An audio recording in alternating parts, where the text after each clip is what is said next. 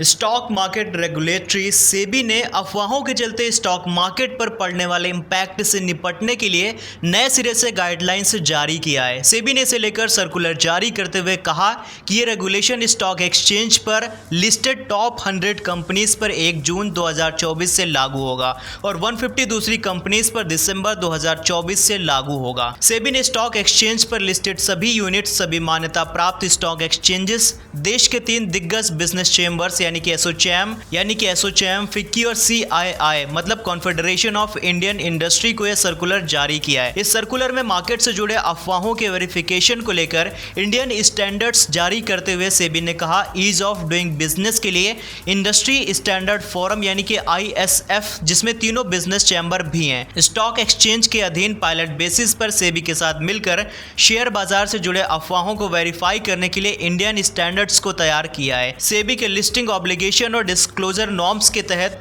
इन अफवाहों को वेरीफाई करना होगा। स्टॉक एक्सचेंज समेत इन तीनों बिजनेस चैम्बर्स को अपने वेबसाइट्स पर स्टैंडर्ड्स नोट्स को भी पब्लिश करना होगा। सेबी ने कहा है कि सभी लिस्टेड एंटिटीज को रेगुलेशन के अनुपालन के लिए इंडस्ट्री स्टैंडर्ड को मानना होगा। सेबी ने यह भी कहा है कि कुल 250 कंपनीज पर यह रेगुलेशन लागू होगा, जिसमें टॉप 100 लिस्टेड कंपनीज पर अफवाहों से जुड़े वेरिफिकेशन का गाइडलाइन 1 जून 2024 से और अगले 150 कंपनीज पर 1 दिसंबर 2024 से लागू होगा।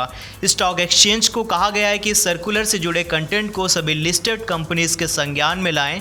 सेबी के इस रेगुलेशन के तहत स्टॉक एक्सचेंज पर लिस्टेड सभी कंपनीज के लिए ज़रूरी है कि अगर किसी मार्केट के अफवाहों के चलते स्टॉक्स के प्राइसेस में किसी प्रकार का बदलाव होता है तो इन मार्केट अफवाहों को स्टॉक प्राइस में बदलाव के 24 घंटे के अंदर वेरीफाई किया जाए। शुक्रिया।